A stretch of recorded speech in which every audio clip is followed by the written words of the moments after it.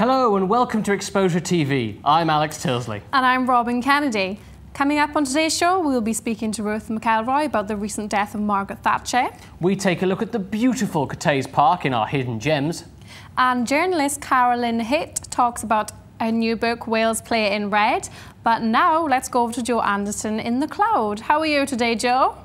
Thanks, Robin. I'm not bad. I'm really excited. It's my first show and I'm on my lonesome in the cloud, but I've got everyone on Twitter being able to tweet me and I'm really excited to read everyone's tweets out. Remember, you guys can tweet us at Exposure TV or check us out on Facebook with the group Exposure Radio, which we've just sort of hijacked for us. So get those comments in and I could be reading your tweets out later on in the show. Thanks very much, Joe. Keep those tweets coming in, guys. I can't wait to hear what you've all been saying. Now, after the news of Margaret Thatcher's death last week, there's been a great deal of discussion surrounding her time in office.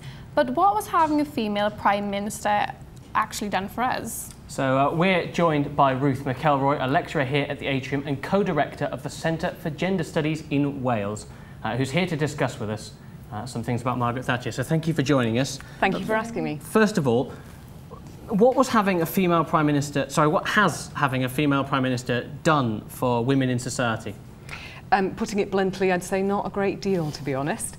The reason that I say that is if you actually look at what Thatcher achieved herself, she managed to have really negative effects for women, and that's something that we still see today. I mean, her becoming the first female Prime Minister was hugely significant, and there's no undoing that. She was born in 1925. That was, you know, only 7 years after women had actually gained the vote. When Thatcher was born, it was still going to be another 3 years before women had equal voting rights with men. So it's momentous, it's historical. But we also live in a society where we have huge inequalities, where we have a real lack of accurate representation of women in public life. There's a fantastic report which came out recently called Counting Women In, which looks at how Britain is still run by men. I think it's something like 22% of MPs are women. Thatcher hasn't achieved a great deal, and her legacy sadly hasn't achieved a great deal in those terms. Okay. The Guardian recently commented that Margaret Thatcher used her wardrobe as a weapon. What are your thoughts on this? I think it gives us a real insight into how, in many ways, as such a prominent female politician, she really had to manage her femininity. It's really striking when you hear some of the obituaries and some of the kind of homage that was paid to her, of how some of her male colleagues still talked about her femininity. One cabinet colleague talked about the turn of her ankle, for example, rather than any of her ideological politics. So it gives you a sense of how much she actually did manage her femininity quite effectively, I think. For Thatcher, I think there was a sense in which she needed to be both feminine, to adhere to conservative ideas of what a woman should be, and yet at the same time, by becoming Prime Minister, she was breaking through that glass ceiling. So she also needed to look and sound really authoritative at the same time. And in many ways, her dress and her tone of her voice, of course, was one of the ways in which she managed to do that. Yeah, The Guardian actually described her as a beauty icon as well. We see I'm not sure I really get that. I'm not sure about that either. I think it's very, very difficult to understand what was going through Tory men's heads in the 70s and 80s. It's not a place I'd want to go. Now, there was a film in 2011, The Iron Lady. I don't know if you've seen it. Yeah. What did you think about the portrayal of Margaret Thatcher in this film? I think for those of us who actually lived through Thatcherism, I mean, I was only a young girl at that time, but it was very, very difficult viewing. I have to confess I couldn't make it through to the end of the film because I found it so irritating. I think in many ways it tries to glamorize her. It focuses very much on her achievement as a woman rather than her achievement as a woman politician. And it's hard to imagine that Thatcher herself would have actually liked that in that sense. I mean, her politics was what she was all about, and I think that's really how we should judge her as well. And I'm not sure that the film really captures quite how belligerent and quite how ideological she actually was. Okay. Would you, so do you think the film was done with a certain sympathy sort of towards her? Or? I think it was hugely sympathetic to Thatcher, and the fact that it was a very American production, I think, also means that the people who were involved with it maybe didn't feel quite so acutely the way in which Thatcher is still a really divisive figure in our society, and so maybe weren't quite sort of, you know, attuned to thinking about how other people should be portrayed in that, how other encounters that Thatcher had with other politicians might have come across in that instance, and also with the general public. I mean, after all, this was the woman who said there's no such thing as society. I wonder what she thought of the film. Yeah, it would be interesting to know if she'd even wanted to watch it. She was, I mean, I think she was one of these women who obviously was written about very extensively. There's a fantastic biography which was written by Wendy Webster called Not a Man to Match Her. And it was a really interesting piece of work because she actually looked at how Thatcher's image was moulded by her advisors. In many ways, she was one of the kind of real first media spin-savvy politicians. You know, she had advisors training her with her voice, for example, to make sure that it was deeper, that it sounded more masculine and more authoritative. So she was, you know, she was very aware of being looked at and needing to perform. Just a question kind of about today's events. What's your sort of, your overarching feeling of sort of the ceremony that she's been given, the send-off she's had? Did you manage to catch any of it? Yeah, I've managed to see some of it. I find it incredibly difficult, actually, because the funeral in many ways is a moment, personally, it's an occasion for a family to remember. But when we have a figure like her passing away, it's also a national remembering. And I think there's an awful lot of rose-tinted nostalgia happening about looking back to the 1980s. Now, some of that is fun. You know, you see the images of the fashion and the music that was going on, and we can all feel playfully nostalgic about that. But some of the politics of what was happening, I think, is just pretty disgraceful. And at the same time, we're only a few days away from the recent benefit cuts that have happened. And women are some of the main citizens who are going to be affected by that. It's really unfortunate that her funeral is actually stopping political discussion. There's a kind of irony in that, I think. There is indeed. Well, thank you very much for that. Thank you very much. Really enjoyed your views. And now, after the draw against Charlton last night, local team Cardiff City have achieved Premier League status. And this, of course, is the first time in 51 years. Exposure TV's Ashley went out this morning to see what the people of Cardiff thought. I'm here in the city centre to see what the people think about Cardiff City's promotion after last night's game. I think it's fantastic for the city. It's good. They've deserved it for many years, and it's about time. Really pleased, because I think it will do a lot for the city. It's about time they went up. They've tried the last few years. They've come so close. Yeah, I think it's brilliant. It's great. It's great for this city. It's long overdue. For me personally, I wish that the rebrand hadn't have happened, that they'd still been in blue and as the Bluebirds. But no, it's great. Everyone's happy, so I'm happy, and it's going to be a big boost to the city. To be honest, I've heard about it. It's all on Facebook, but I'm not really bothered. I don't really like football that much. So. Wow, it's incredible. Oh, it's so exciting for the city, isn't it? Really, and it brings other things, you know, it really puts us on the map. I think it's a great success for Cardiff if you're interested in football. I think last year they went through a stage where I think the kit was changed from blue, and the blue kit was being used for years. And I think the Cardiff as a city was very patriotic, but having things changed to red and white. I think about a year or so ago, I think Portsmouth and Cardiff in the FA Cup final, I think 2011, something like that. And then Portsmouth are going down now and Cardiff's going up. Whereas a problem with management over the last year, a couple of ups and downs. I think they had about 18 wins in the year. So to pick up the pieces emotionally and psychologically as a team, they're going to be a strong team. Cardiff as a city now is going to pull together tight there. It's going to bring more tourism to, you know, top flight tourism now. It's going to be a major city. It's going to be coming next season. I'm not really a massive football fan, but I think it's a great thing for the city of Cardiff, and it's lovely to see two teams from Wales in the Premiership next season. Thanks for that, Ashley. It looks like the atmosphere in Cardiff today is pretty special. Now, we've got loads more coming up on the show. We have an interview with author and journalist Carolyn Hitt. And we'll be talking to ex-Glamorgan student Danny Hayes. But first, today's hidden gem is a little closer than our normal locations. With just a 1 mile walk from the atrium, there is no excuse for not knowing or going. Have you guessed where it is yet? Alice Campion reveals as she exposes today's hidden gem.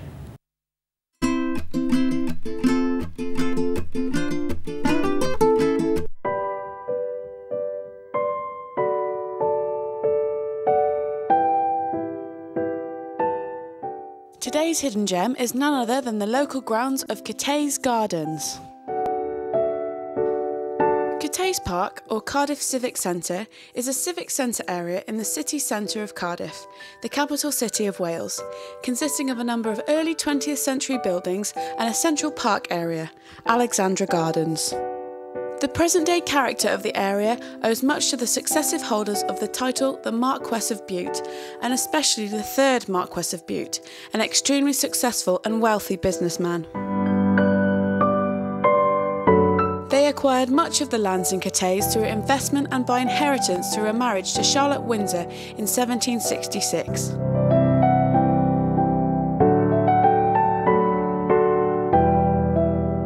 The grounds are a place of beauty, peace, and most of all respect to Welsh soldiers from many wars, including the Falklands conflict.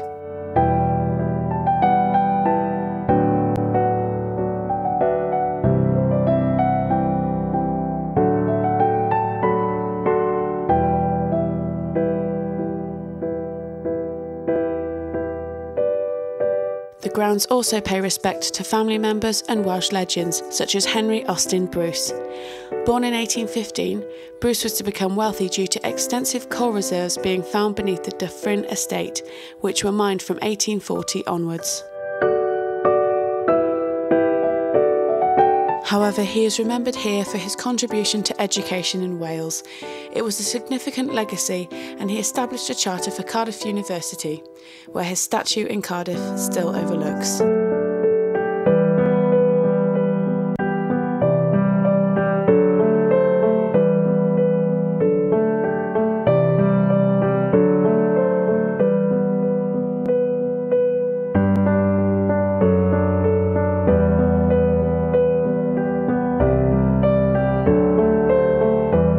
The beauty doesn't stop within the gardens, as the surrounding buildings of this inherited land are just as beautiful as the grounds.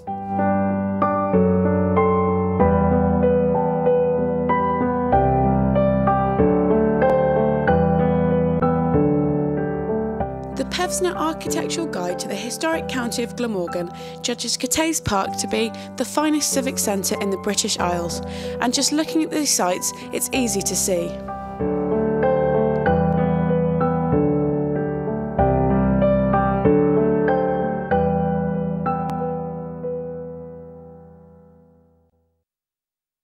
That looks like a wonderful place to go and relax. Alice, would you recommend a visit? Oh yeah, definitely. It's really a really lovely place to go.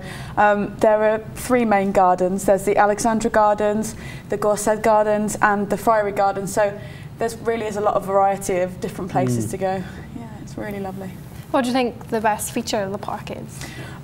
Just the historical buildings. I mean, there's a lot of lovely old architecture around there, and they're all very listed buildings, so they're all quite important. And each one has its own character, really. So it's really interesting to go and see buildings from different eras, because you've got like Victorian, Edwardian, and late 20th century buildings. So you can see stuff from all of those different eras. It's really nice. And it's really close to where we are now, isn't it? Oh yeah, it's well, practically around the corner. Probably a mile, was it? Yeah. Well, we could go now. Yeah.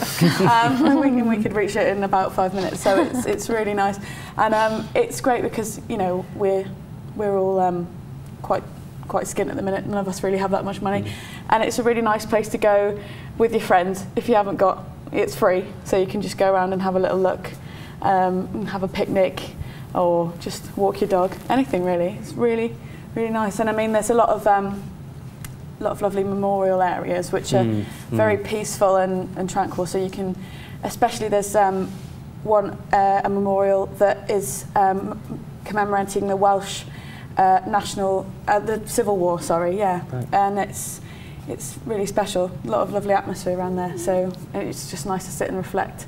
There's also memorials about the Portland Memorial Stone, and there's some memorials for the Falklands and the Spanish Civil War, and the historical aspects of it are really nice. I mean, I think another good point to touch on is that it's especially for us who are very busy at the minute, it's nice to go there and sit down and just get away from the hustle and bustle of uni. Brilliant. And just sit nice and quietly. So worth a visit then? Definitely. Definitely. Yeah. Do you have a particular favourite spot?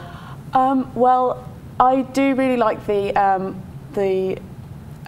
Friary Gardens, which are just in front of the museum, because they've got the the Gorsedd stones all in the gardens, which were erected in 1905. And yeah, knowledge. Yeah, so it's and just in there, it's really nice because it's close to the museum. So you've got the lovely museum building just behind, and another nice memorial in there.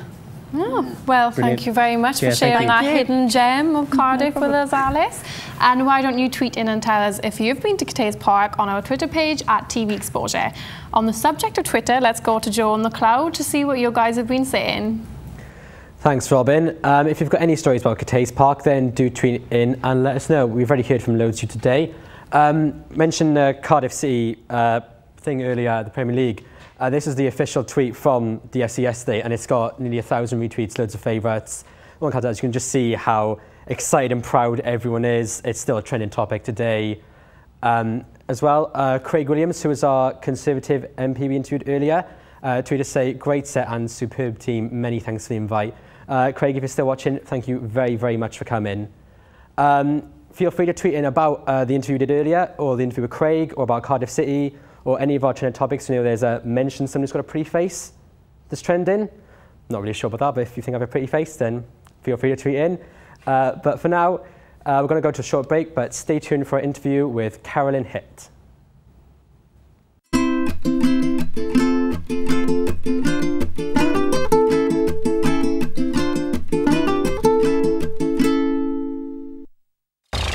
It's like gold dust, hear me coming through your speakers.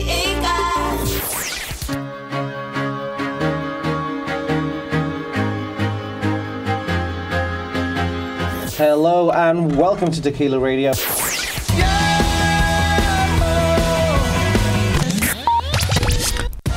Tequila Radio, the student radio station for Glamorgan. Live from the atrium into your ears. This isn't a sandwich. This isn't a sandwich. This is a sandwich.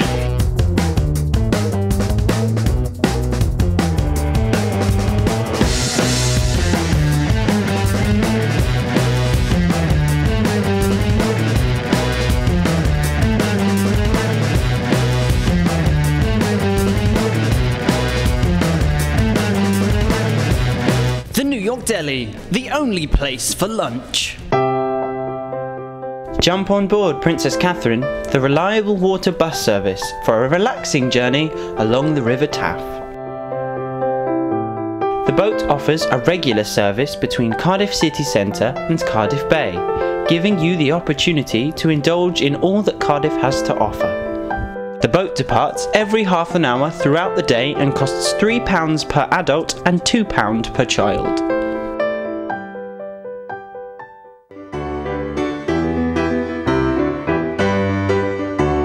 Made with the finest Swarovski elements and stunning crystal cards.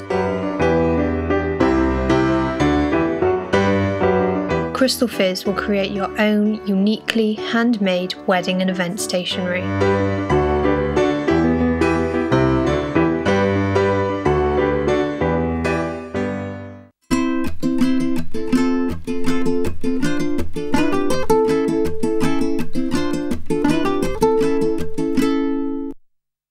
Welcome back to Exposure TV. We still have lots coming up later in the show, including a catch-up with our alumni, Danny Hayes, and to find out about his life and what it's like after university. But before that, we have our next interview with the multi-talented Carolyn Hitt, a journalist, producer and author of Wales Play in Red. Danielle met up with Carolyn to have a chat.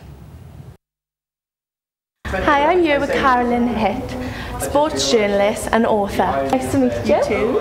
Right, so first of all, tell me how you got into journalism.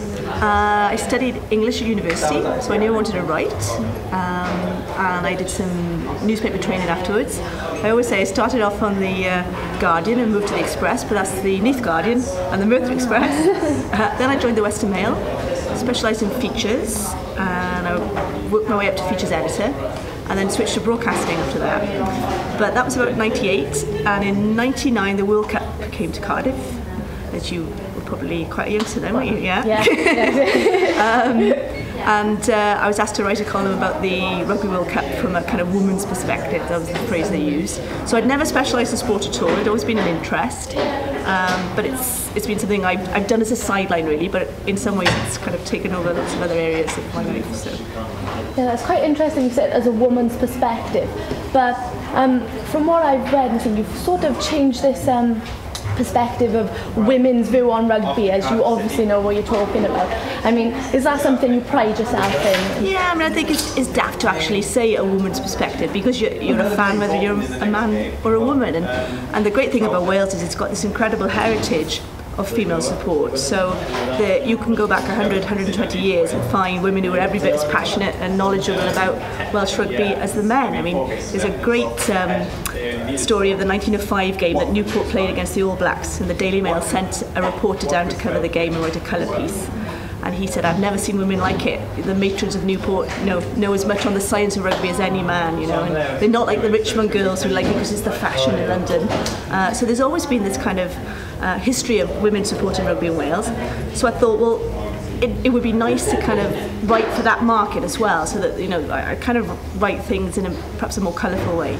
And so there is a female perspective, but I don't think it's not girly, it's not Stetsons and flag dresses kind of. It's because women take their rugby seriously in Wales. Now, off the topic of rugby, you're also involved in Parasol Media. Yes, yeah. So can you tell me a little bit about that? Yeah, that's a production company. We make television and radio programmes. It's quite a new company, because I've worked in the independent sector for about, since '98. But this is a company I've co-founded with two colleagues who we worked together with our previous company, and we make a variety of programmes. We make a quiz called Only Connect, which goes out on BBC 4, which Victoria Coram presents, so that's probably our main network production. We do Rod Gilbert's Work Experience, which is quite popular in Wales because he's a genius, comic god of Wales. Oh, yes. And I tend to concentrate on radio, so do a lot for Radio Wales. We look after the evening show, daily show, do documentaries on anything from kind of women's history to sport, kind of factual stuff, so it's quite a mixture, but yeah, it's good fun. And is there anything new now upcoming from Parasol that we've got to look forward to? Well, staying with the rugby theme, I've just started work this week on a programme called Lions and Dragons Down Under. It's going to be a two-part series to go out ahead of the Lions tour. Looking at the last couple of times that the Lions played Australia, because of course they've got Australia in the summer, from a Welsh perspective. So you go back to 1989 and it had a Welsh manager, you had Robert Jones, a scrum half, made a big impact on that tour. Ian Evans scored the winning try that sealed the series. So I'll be going back to those guys and asking for their memories. And then going forward to 2001, that was the time where Graham Henry looked after the Lions. Of course, he was Welsh coach at the time.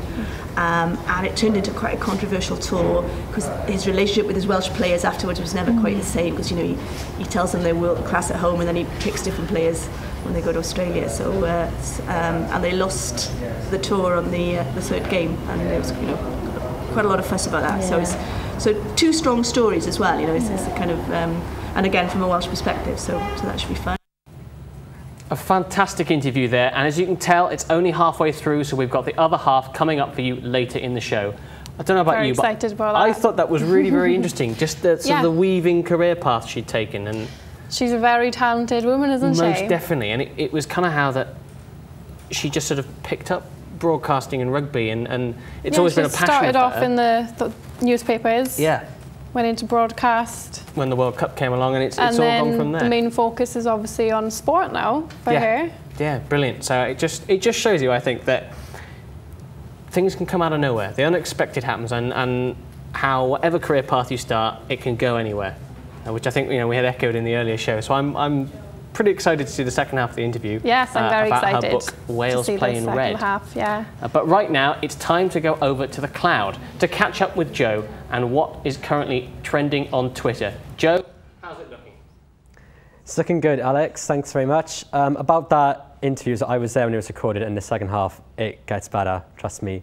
And we've had a few new tweets from you guys, and we've also had more followers. I think we're on 513 now. So about 5 or 6 new followers already. They are The Beat Goes On, Got It Covered, Katie Hawkins, Abby Greenhalf, and Heather Callahan. So thank you very much for following. I think we've been able to get a few tweets. Now, Got It Covered actually tweeted us as well, saying Loved the show's gem today. I always go to that park. Can't wait to see it in summer. And they've given us a hashtag TV exposure as well. Thank you very much for tweeting, guys. Have we got any more tweets to show? I think we have for now. I think we're just going to collect those up and show you those later. But we can now go to today's spotlight, which I have researched. And everyone knows that April is unofficially known as Deadlines Month. And you've got everything doing, just so many kind of exams, performances, essays. So I'm just going to give you a few tips about essays to avoid the dreaded plagiarism. My best tip is just as you're going through it, just do a bibliography as you go in. Don't leave it all to the end because you might miss bits out or forget things. If you get a book out from the library, write down all the bibliography just on a paper somewhere. So if you return the book, you forget to do a bibliography and you can't get it back out, you know, you may find yourself like dug in a hole. And just favourite any website as well, so you can just easily find it again if things go wrong. Because the software they have, like I checked one of my essays and I had 20% similarity, but I referenced everything, so a mild panic, but it was fine. So I really hope that you all do your essays just well and don't stress, please don't stress. But it's time for a quick ad break now. When we come back, we'll be having the rest of that interview with Carolyn and a look at Cardiff Food Bank. Don't in, and I will read the rest of them out before the end of the show.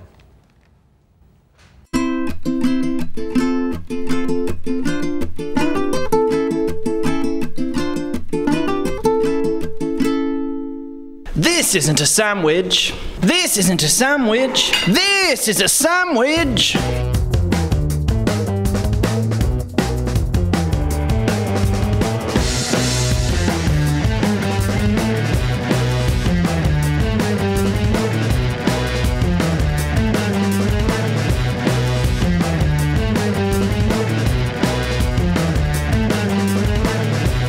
The New York Deli, the only place for lunch.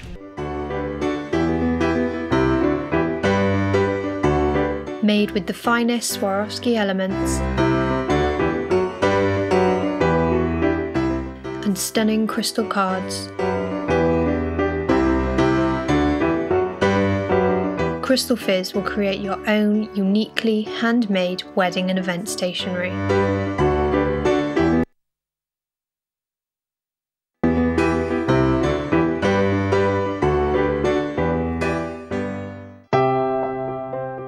Jump on board Princess Catherine, the reliable water bus service for a relaxing journey along the River Taff.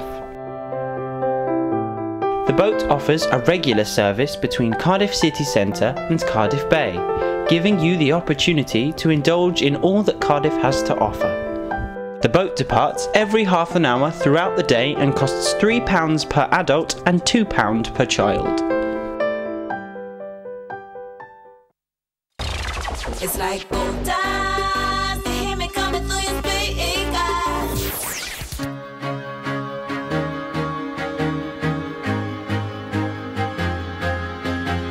Hello and welcome to Tequila Radio.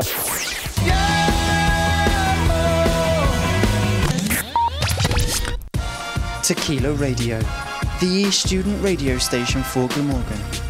Live from the atrium into your ears. Yeah, we're talking about the Tenements Challenge. You said you went to Rotho, so I went to Block.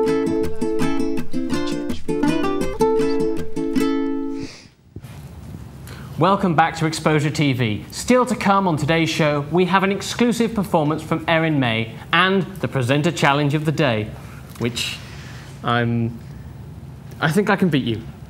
Oh, really? All right, no, I'm sorry. I think I'm... Well, we'll see about that, Alex, because I'm feeling very confident about the presenter challenge. I won the last one, so... I've jinxed it now, haven't I? Yep, definitely. Well, we're now joined by Bethan and Ashley, who've been out today with a challenge of spending £10 and coming up with a glamorous outfit.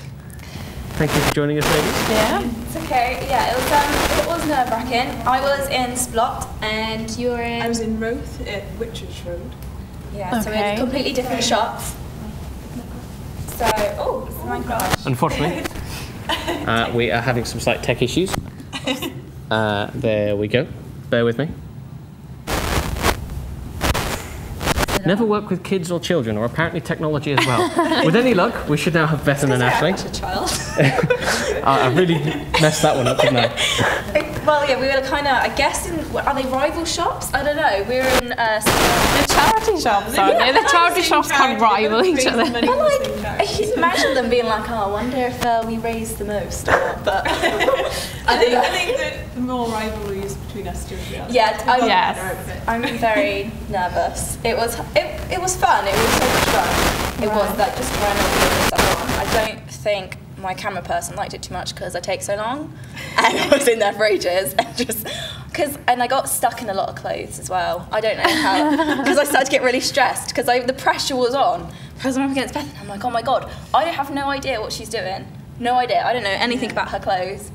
So I'm scared. I don't like losing. Have you seen each other's outfits? No. So how are we going to know who's won? It's being discussed tomorrow, I think. With so we're going to judge it. Be in suspense until then. And how much did you both spend? Did you spend the full £10? Oh no. Mine was $9.99. I think mine was $9.65. So on that one. I'm undecided who wins because it's for charity, so surely you've got to spend the most, or... Yeah, actually, that's a good point. I think this challenge is more to show that what you can get from such a charity. The amount of stuff they have there is insane. It's really good quality stuff.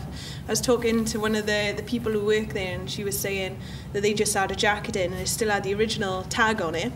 £399, original tag on it, never been worn, and it's there like for nothing really. They sell nothing there. You can find some really good things in charity shops, can't you? I've got a friend who sticks by them. She won't go to the high street. She would much rather go to a charity shop. Well, I'm the same. I do like 90% of my wardrobe is from charity shops. There's just so many good ones in Cardiff.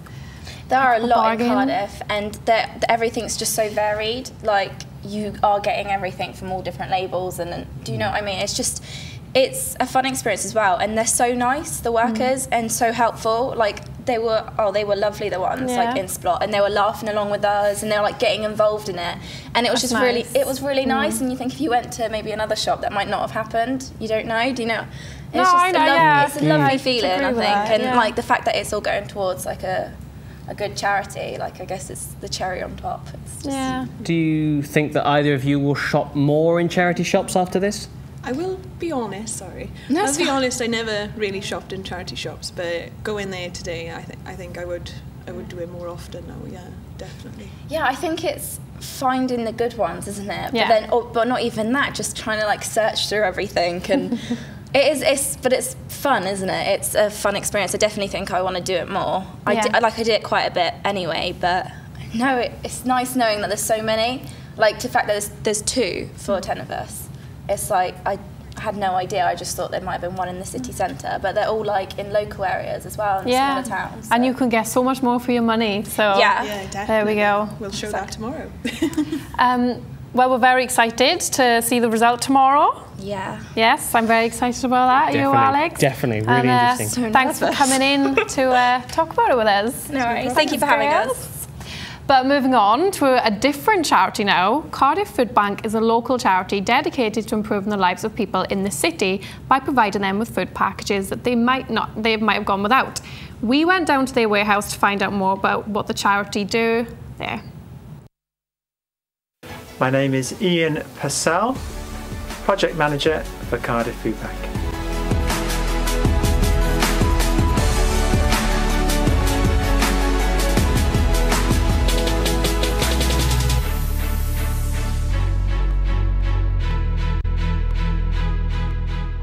Cardiff Food Bank's part of the network of food banks headed up by the Trussell Trust. It's a franchise of food banks. There are now over 320 food banks across the UK.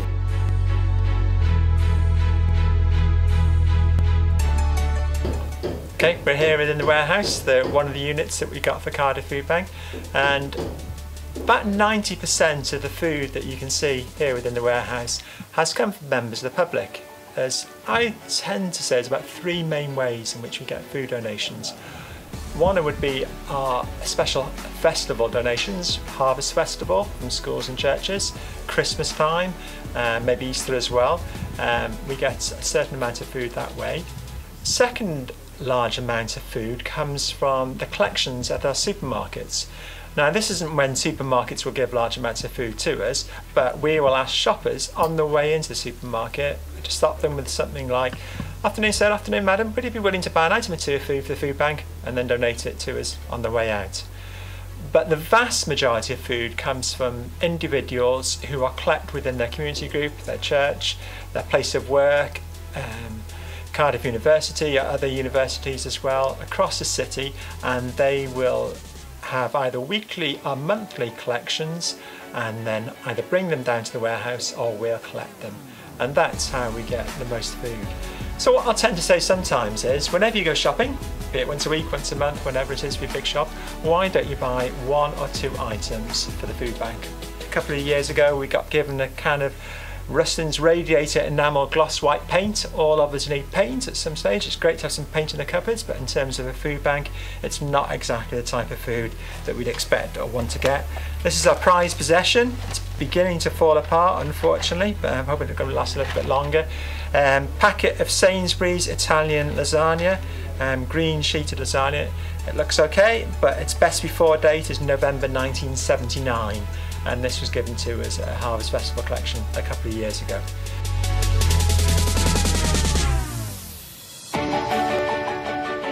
So the larger the amount of money that we'd be able to receive, obviously it'd be much better for us and put us on a much better footing to be able to do what we're here for, which is to feed the people in Cardiff who are going through a crisis.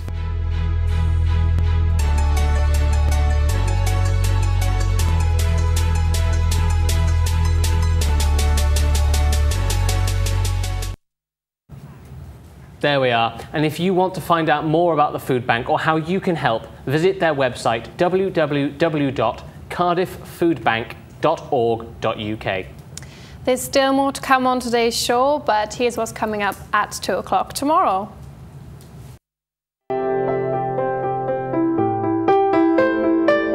This secret garden, cared for by the community, is open to everyone. Joe and I went along to get our hands dirty and to test our green fingers.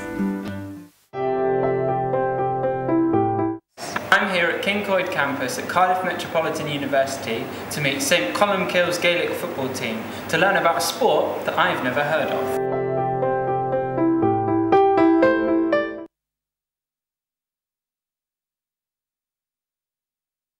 Okay, it looks like we may have had a couple of technical gremlins there. Apologies, but it does, if you haven't seen it, we know it looks like another definitely going to be a good show. Great show. So we're both going to tune in for that. It's going to be fantastic. Don't worry though, we still have a little more for you today. We have the second part of the interview with Carolyn Hitt and the mysterious presenter challenge. But let's go over to the cloud to hear what you've been saying about today's show.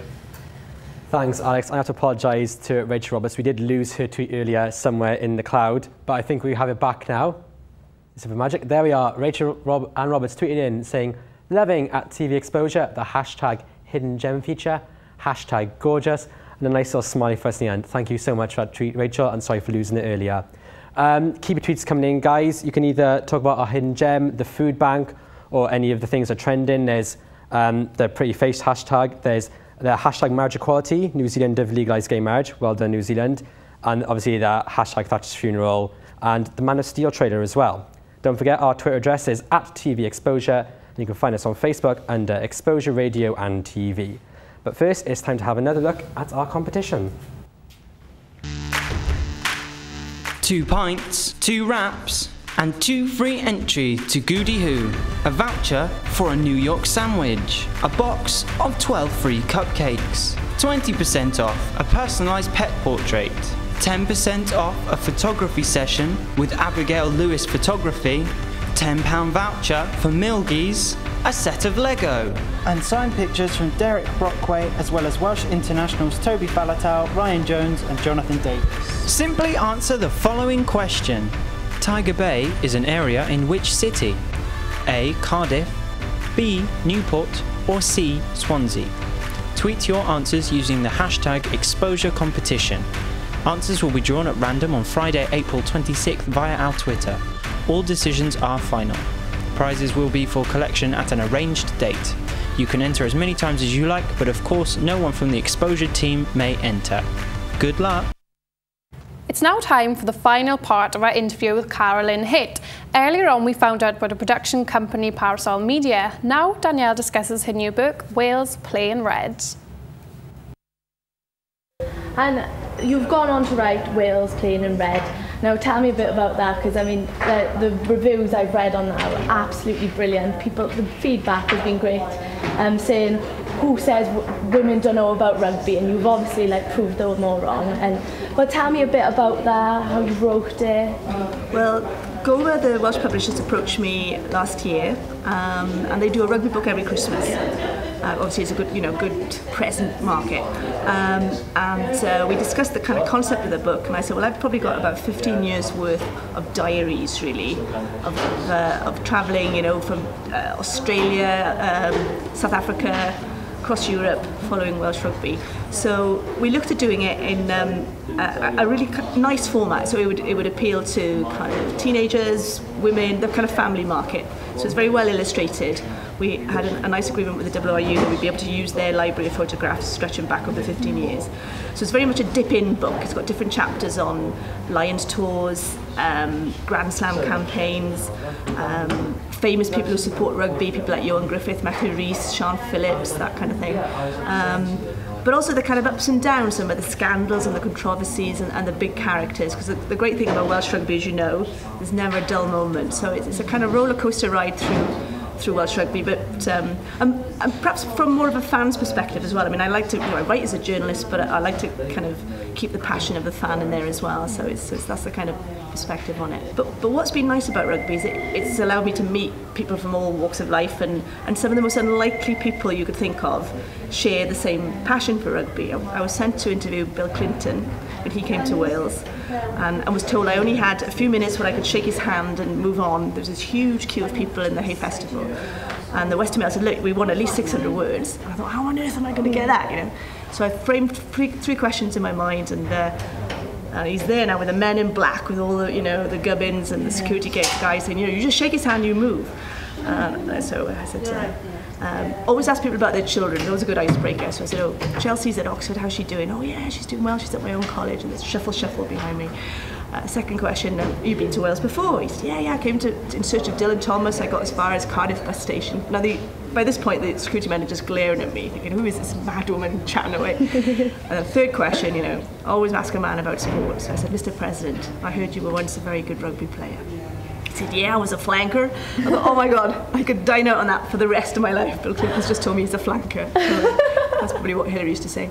And then he just starts talking about rugby. How the kind of mysteries of the scrum, and how he said, I was one of the biggest guys in the team then, now I'd be one of the smallest. And I got a great story out of it, and then the security man came around and grabbed me by the hips and just moved me on. But I thought, if I hadn't had a shared topic of conversation with one of the most famous men in the history of the 20th century, I'd never got a good story. And so rugby can come to your rescue as well. And of course, I find the Welsh rugby fans are definitely some of the most passionate. Like you say, there's never a dull moment. You've obviously followed Wales rugby years and years. Any particular highlights from you? You've obviously travelled. I mean, in terms of what meant the most to me, I think the 2005 Grand Slam was really special. I mean, we've been spoilt since, because we've had 3 of them in a championship. But for someone of my generation, I mean, I'm in my 40s now, and I had never seen Wales win a Grand Slam as an adult. I'd been a child in the 70s and gone through all those kind of barren years in the 80s when I was at college. People used to take the mick out of you supporting Welsh rugby because we were doing so badly, and some of the dark days of the 90s. So to wait 27 years to see Wales win a Grand Slam, a long time, was really special. And I'll never forget that final game. I was in tears, and just to see what it meant to Wales as a nation, the emotion it unleashed. So that was really special. That's brilliant, thank you. There's lots to look forward to there, and I look forward to seeing it all. And I think it'll definitely be a hit, especially in Wales, because Wales and their sport, some of the most passionate fans from my personal experience. Well, thank you for talking with me today. It's been a pleasure having you. Thanks to Carolyn for coming to speak to Danielle. You can find her books in all major bookstores. Now, you've joined us in the demonstration area where I'm slightly nervous. Are you, Alex? Yes, because there's a case full of hats in front of us. You should be nervous. Okay, Joe, tell us a little bit more about this challenge. Okay, well, it's a simple challenge, but because it's me, it's devious and tricky. Basically, the simple bit is that we have a chest full of hats here. Yeah. And then a chest full of hats. And you've got to put as many of them on as you can in the time limit. But, now here's the bit. Here's the devious, tricky bit. There's always a catch with you. I know. I don't want it to be easy, but you may win this one. What's the but? Come on, okay. Joe. Okay. While you're putting your hats, if one hat falls off, you have to start again. You have to take all your hats off and start again. Okay. Like, I don't want you having like 20 hats and you have to count to 20. Well, you've got fingers and toes, you'll be fine. Okay, if you have more than 20, then I will go further than that. But you get it? Yep, we got it. You ready? You're formulating the plan, aren't you? No, don't give him time. No. We've got some. Let's have a look at some of these wonderful hats that we shall. What's this? This looks like, do you know, Predator? I do. Alien. I'm thinking caps could be the answer. We'll go. A little bit kind of braids, Bob Marley sort of thing. Yeah, Bob Marley, yeah. Anyway, we're not meant to be looking, we're meant to be putting them on. So I'm going to start you off now, okay? Do you want to grab a hat? As soon as you put your first hat on, we'll start the timer. Okay, should we go down here then? I'm ready. You'll give you enough time to put your first hat on. And then you'll start the timer. I will. Come on, Alex, just pick a hat, please. Sorry. Okay, we ready? He's gone for Crocodile Dundee sort of thing. Right. 3, 2, 1, go. Lovely little top hat, Robin. Alex. Oh no, got to get that on. There we go. Okay, Robin, Alex is taking the lead, but Robin, I think, has definitely gone for style. She's matching bobble hat with bobble hat. Alex is throwing style to the window, but that is a pretty funky cap. Thank you. But are you going to balance anything on top of that? Oh, we're at the balancing stage now. Oh, that has feathers. Wow. Oh no. It's like a Robin Hood, Apache. I need sort of Crocodile Dundee. Yours to fall Robin off, is Rob. just going for start again. Okay. Start again, Robin. This we'll is start with the sombrero. I was in the lead anyway, you cheeky. Oh, Reba. Okay, we're good. You can use the same hats again if you've knocked them off. Alex has gone for like the white hat. Oh, cheating is not allowed. Definite intervention here. Cheating is not allowed, Robin. I'm going to take one hat off you for that. No. I'm sure the helmet works. Again. I'm going to put this one on, actually. Go on, join in, Joe. You know you want to. I can't join in. This is a presenter challenge. I'm Cloud Man. I don't know how many more hats I can fit on my head. We're going to put a chicken on your head, Robin. No, don't put chicken on there. It'll fall. I'm taking that off. That's a turkey anyway. Oh no. I'm actually losing track. How many hats have I'm going to steal some hats very off soon. you. You both have one more hat to put on. Definitely they're still on there. Hands off. No. Stop. Okay, I'll give you that one. Alex, I won't reset you. I'm at a slant. Stand up. Right, I'm going to start off. I don't know. Oh, Rob. I don't know where to begin. Oh, Rob. That's 2 in 1. Very clever. 1, 2, 3. I ain't got to throw that one. 4, 5, 6. That looked more than it was. Rubbish. Alex, I am not impressed. You went for style, quality over quantity. Of course. Robin. What is this? It's a witch hat. It's 1, 2, 3, 4, 5, 6, 7. She's 1, 8, 9, She's comprehensive. 10, hundreds. You can leave that. Oh dear. You can leave your hat on. I'll leave this one on. Robin is clearly the winner of today's presenter challenge. Alex. Thanks, Alex. Go on. Thank you. But as failure. Sorry to break your handshake. You must wear the chicken. So, yeah, there we go. For at least the next little segment of I now show. feel like a complete fool. There we go. Thank you very much. Don't forget. Hashtag Chicken Tilsley. Chicken Tilsley Masala. Tweet in. Let us know what you think of these crazy challenges. Enjoyed that, and wish Alex luck for his next present challenge. Maybe you'll win one. Well, we rely on you, so tweet in at TV Exposure, and don't forget, for the rest of the week, Monday to Friday, including next week, we have shows at 2 till 3 and then 3:30 till 4:30. So here is another look at what's coming up tomorrow. Difficult because I was being instructed. This secret garden, cared for by the community, is open to everyone. Joe and I went along to get our hands dirty and to test our green fingers.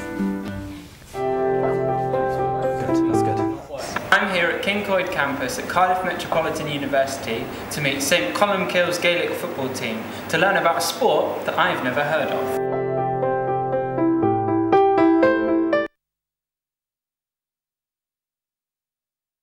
We may have had more trouble with our trail tomorrow. Someone just doesn't want you to know what's coming up tomorrow's show. I know, exactly. I want to know what's coming up on tomorrow's show. So tune in tomorrow, as I say, 2 till 3. Remember, our web address is www.exposure...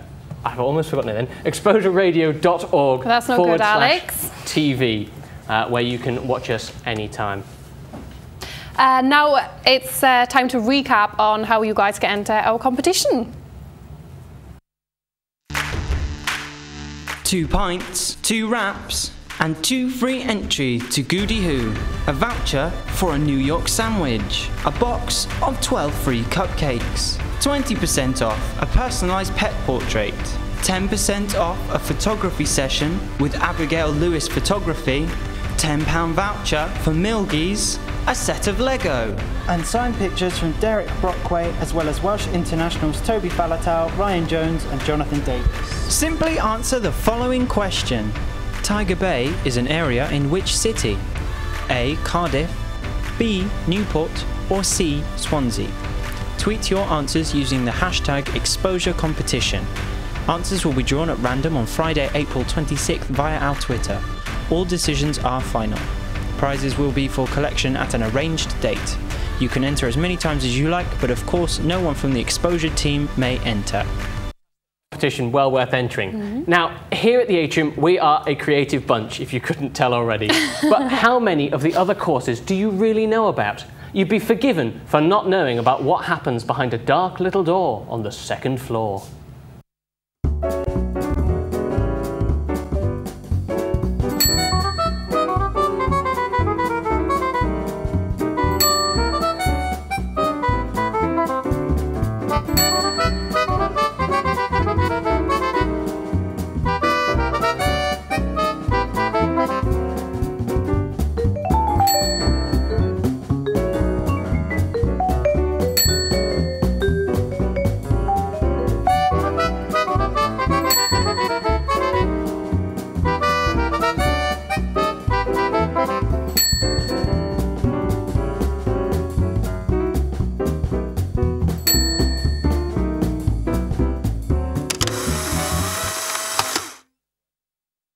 This isn't a sandwich. This isn't a sandwich. This is a sandwich.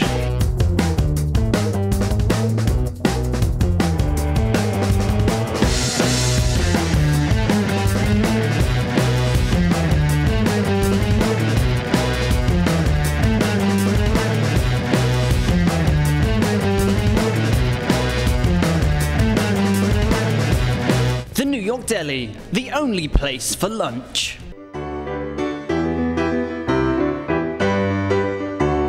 Made with the finest Swarovski elements and stunning crystal cards. Crystal Fizz will create your own uniquely handmade wedding and event stationery.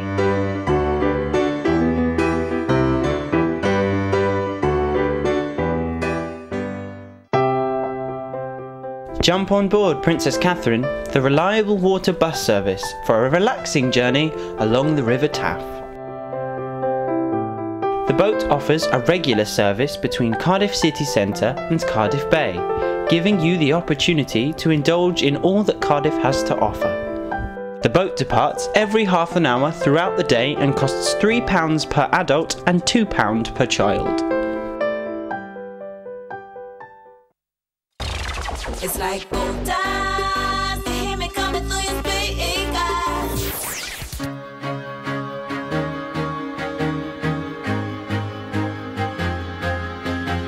Hello and welcome to Tequila Radio.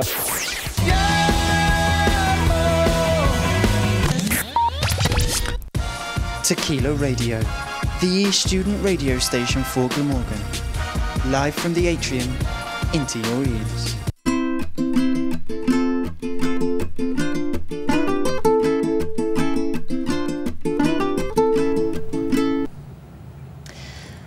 Unfortunately, we're nearly out of time for today, but we do have time to go back to the cloud once more to see Joe. How are the tweets? Well, I've got some good news and some bad news. The bad news is that hashtag chicken tilsi masala is not trending yet. We can still make that happen. But a big thank you to all our people who have been tweeting in. Steve Fisher, our lovely PAM lecturer, has tweeted in saying, "Great work by Team PAM. I'm watching you. Keep it up. Smiley face." In brackets gone, "Hope this works. I have no idea how to tweet." Well, that is a perfect example of a jolly good tweet. Lucy Collins has also followed us and says, "Loving the show today. Hashtag at TV Exposure." Thank you very much, Lucy, for tweeting and following. Just keep tweets coming in. Oh, we have another one. Brilliant. Ashley has tweeted in saying, "Loving the show, guys. Thanks for keeping me sane as I finish my sketchbook."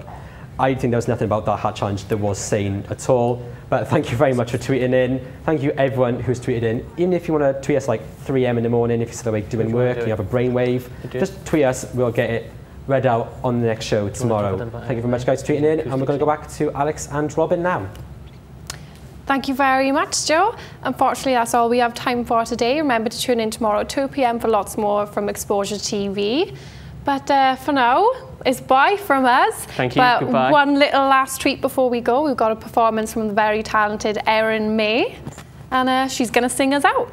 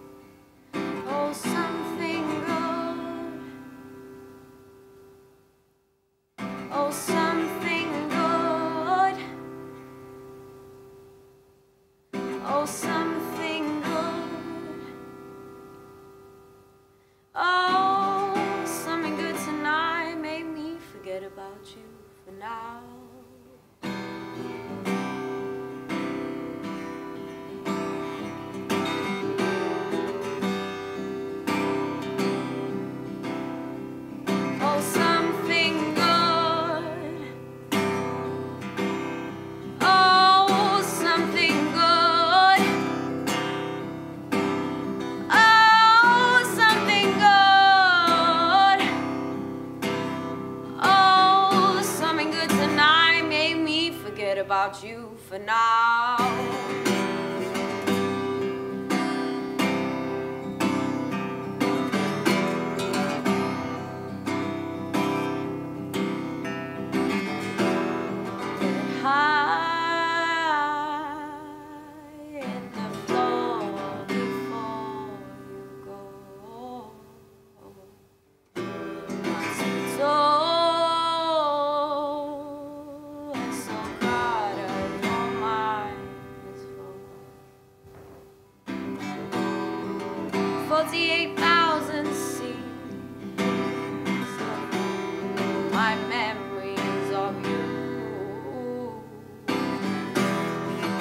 That I'm fully clean, the matador